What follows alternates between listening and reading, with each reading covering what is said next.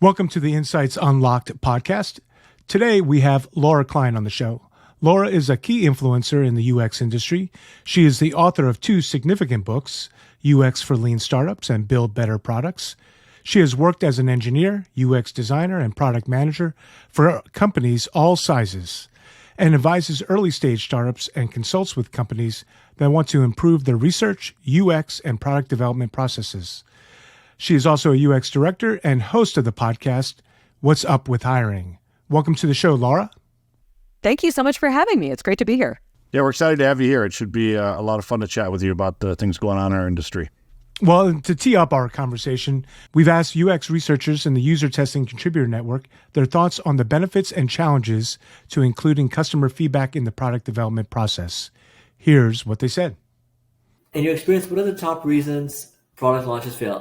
Yes. So the worst ones you can have is where the wrong product has been launched, which is like it didn't have any of the features or requirements or anything that the customer really needs. And basically it's like you're throwing a product there that was doomed to fail from the beginning because you launched a product that nobody wanted. I mean, this is like the eternal problem, like with any kind of UX research sharing, right? Like it goes in a deck somewhere, or it goes in some research repository and then it gets ignored, or it's in some centralized hub other people don't know about. So users are really important, being able to understand what are their needs, their problem, then identify the solution, and to ensure that the solution is the right one. If you have that base that is pretty solid, usually your launch should be better, or at least a bit safer. The challenges to UX research, I would say, is stakeholder buy-in, getting your stakeholders and other people in the company to kind of buy into doing research and seeing the benefits of it. The biggest challenge is just kind of backlash from higher ups, right? Like they want to hear one thing. Depending on what questions you ask, you have to ask the right questions in order to not be biased. I think what I would want to change is more focus on the outcome or the impact of the customer insights. Again, I think making that business case that these insights are important for how the business is run and various decisions that need to get made would help show how important customer insights are. And I think oftentimes that sometimes gets lost, especially with a lot of qualitative research. So again, focusing on more of the outcome piece of customer insight to help people understand why it's important for them to know. I do always enjoy listening to people who are in these roles talk about the importance of, talking to actual customers and getting feedback. I will say I felt, I don't know if it's seen or concerned when they talk about one of the big challenges being higher up, just having a different point of view and not wanting to believe you. As the CEO of a company, I'm a little bit like, oh no, is that me? But I thought there was a lot of really good stuff in there that I could certainly relate to. Laura, what was your thought after going through it and hearing from our contributors? I would say my response after listening to that is yes, those are all things that I have heard repeatedly from so many frustrated, sad researchers, people who, get hired to do a job and then are not sort of allowed to do the job. And all of the reasons that they gave for why it's really important to listen to them are 100% true, right? Like, we don't want to, it makes no sense to wait until the thing is out in the world before you find out that you built it wrong, or that if you'd done something 10% different, it would have gone better. It makes no sense to just try to come up with random ideas for things and then throw them out into the world, as opposed to like getting out there and just understanding who your users might be and what they might be trying to do. And like I said, the most frustrating part of it, of course, is the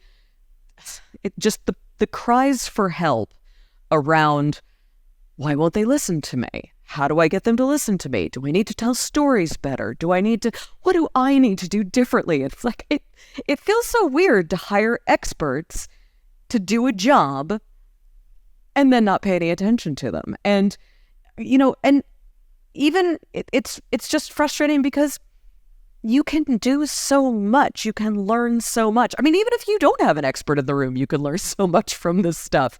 You just have to pay attention to it and believe it. And it's endlessly frustrating. Yeah, I think that's right. I mean, you wrote Build Better Products almost 10 years ago now, and its central premise was, how do we make it a compelling vision that is user-centered that will help us guide us towards building these better products? Technology, I think, to your point, has made it easier maybe to ship something. I think about, maybe 10 years ago, scaling something might have been hard, distributing it might have been hard. I mean, I say all the time, I write pretty bad code. I was an engineer a long time ago, but I could put my bad code in one of these big public clouds and they'll scale it. And I could put my app in an app store and they'll distribute it. But the question is, will people want to use it? And so do you feel like, even though it's so much easier in theory to build something, is it harder to build something good? Or do you feel like we're building better products now? I mean, where do you think we are on that journey? People are hard.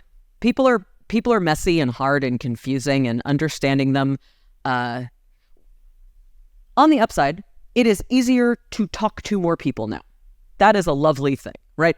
You can get more information.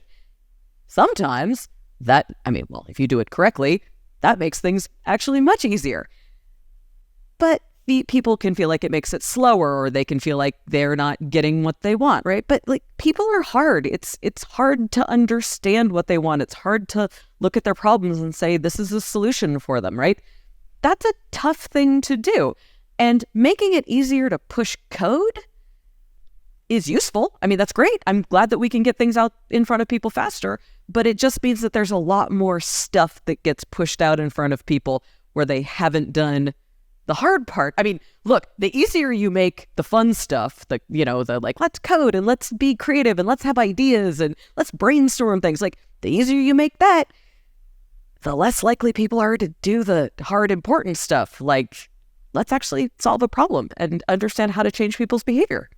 Which, changing behavior is hard. If you ever tried to do it to yourself, it's tough. Yeah.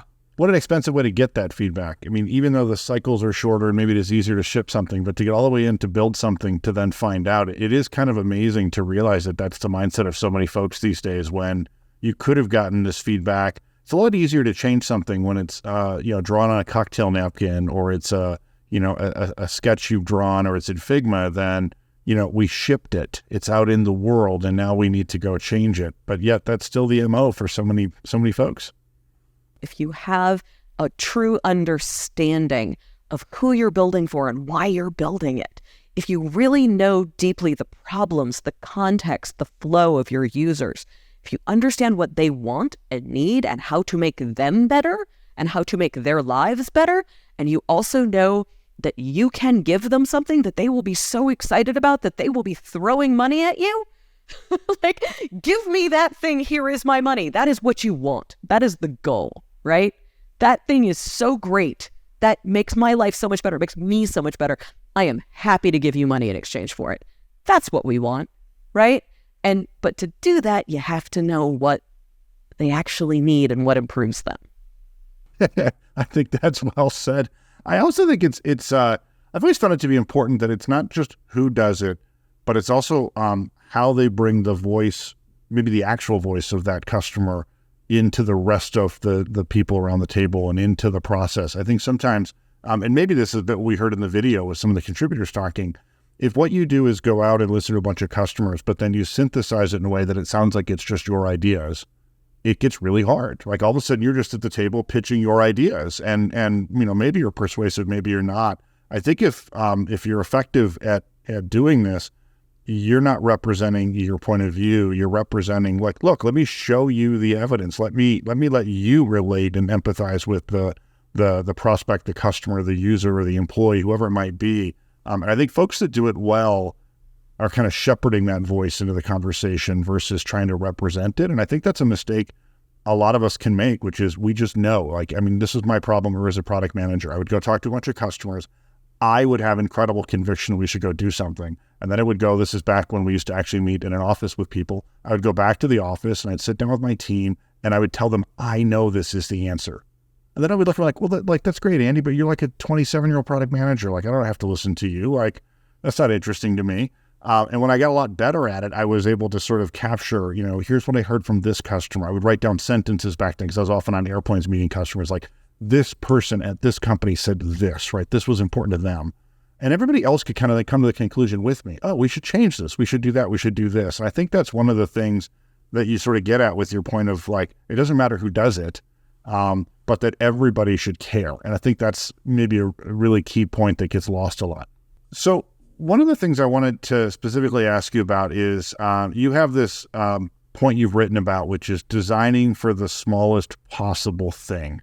And I think it's a really interesting idea. I think it can help avoid, rework and sort of shipping things that don't connect. So can you tell us a little about what does it mean to design for the smallest possible thing? Yes, designing the smallest possible thing is one of those things like MVP, minimum viable product, that I think sometimes gets taken in the wrong way. And it bothers me because it's build the smallest possible thing that you can to learn something or to understand something better.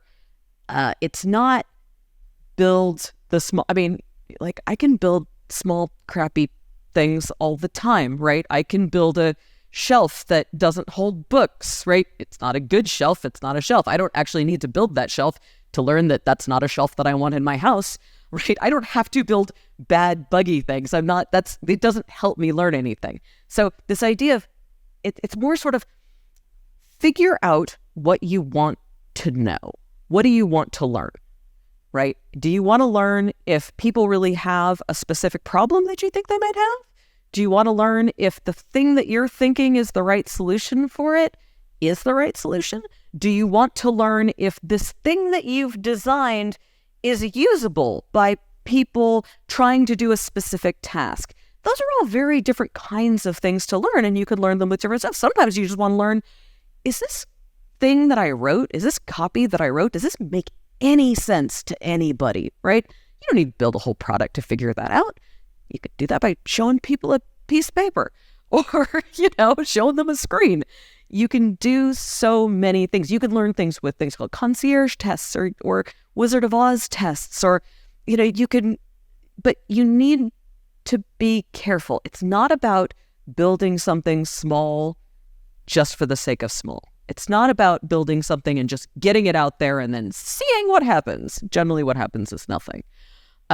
It's about figuring out what you want to learn and understanding the best way to go about that. And the fact is, sometimes you actually know what you need to build, right? At some point, you just are going to build it. But you always need to build stuff that delivers value to people. And bad things that don't have the right features, doesn't have to be all the features, but it has to be the right features, that don't have the right feature set, you're not going to learn anything from it. Like, are you going to learn anything from an email client that only sends email and doesn't receive it? Yeah, probably not. Right? It's not a useful thing. It's not, it's certainly small. It's not useful.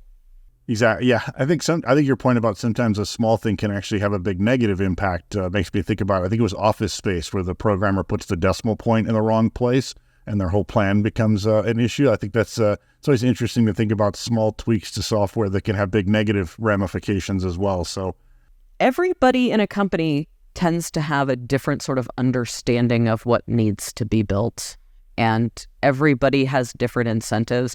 Often our incentives are set up entirely incorrectly. I can't tell you how many product teams are incentivized to build fast. Like, they are incentivized to ship a thing this quarter. And when they say ship, they mean ship to everybody, or they mean ship an actual product, not run a test, not understand something better, not learn something, not build a platform, right?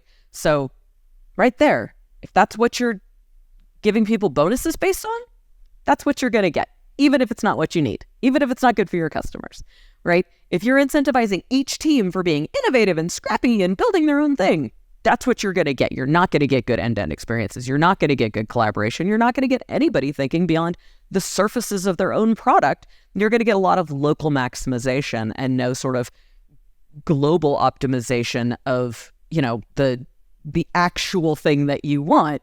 You'll get a bunch of duplication. You'll get people going off and building their own stuff because that's what you have incentivized as a company. If you have a lot of senior leader, and I don't want this to come across as like that this is something that has deeply scarred me, but also if you've got a senior leadership team who is passing down vague, we need to add AI to it, we need to sprinkle some crypto on it, like what, like then you're gonna get a bunch of people getting all excited about those things, and they're going to build that for a while until you come up with the next thing, and nothing's ever going to kind of get done well. Again, I'm kind of a dinosaur. I was around for, the original, when I was around when people were asking themselves, this internet thing, is it really going to take off? We're not sure. We think CD-ROMs are the future. And you know what? That was a legitimate question. It was, I was very much team web the whole time, I just want to say. But like there people, like smart people who had industry experience were asking, like, is this web thing going to take off? Same thing happened with mobile, right? For a long time we had mobile phones, but like it didn't really kind of, hockey stick until we had the iPhone. And then all of a sudden it was like, oh my God, we have so much new capability. How? But then the question is not just like, how do we shove this thing onto mobile, although a lot of people did that and it wasn't great in many cases. It was more, how do the unique capabilities of this new thing enable my customers in interesting, useful ways? I can't tell you how much I like taking pictures of checks to deposit them, right? I love it. It's wonderful. That was not a thing that was easy to do before mobile. And I mean, I can't tell you how much I, as a person who gets lost all the time, love turn-by-turn directions. And I mean, everybody's going, well, those have always existed. No, they haven't. We had maps and they were terrible for people like me. So whenever you get this new technology, whether it's AI, whether it's, not crypto or blockchain, those are useless. But whether it's AI, whether it's web, whether it's, mobile, whether it's GPS, new battery technology, I don't care. Like, figure out what problem could this solve? And the weird thing is, I have some ethical concerns. I am not concerned that AI is going to take over and become our robot overlords. This is not a concern for me. However, I have some ethical concerns with the actual use of AI. I have extremely ethical concerns with the way that AI is trained. Some environmental concerns about it. That said, I do think that there are applications for things like LLMs that could really help people. But not if you just try to shove it in there for marketing purposes. You have to find like, okay, well, what are LLMs good at and what are they terrible at? And let's do the first and let's avoid the second like the plague. I love it. Laura, thank you for being on the show today. If someone wants to learn more about you or what you are doing, what should they do? Where should they go? Oh, if somebody wants to learn more about me, I would really worry about them and tell them to find something better to do with their lives. But if you insist, I do have a website. It is usersknow.com. That is KNOW, not users, no. And I do the podcast, Yeah, What is Wrong with Hiring? And I wrote a couple of books, Build Better Products and UX for Lean Startups. Those are all on the website. It's there. I'm also on Mastodon. I don't really talk about UX there, but, come say hi. Yeah. Well, hopefully people will check out the podcast and also check out your site. There's just a lot to learn from your books and from your site, and I'm sure the podcast is great. I'll be adding it to my podcast list. It was really fun having you on the show. Really enjoyed the conversation. Tremendous insights. So thank you for spending some time with us. Thank you so much. It was great to be here.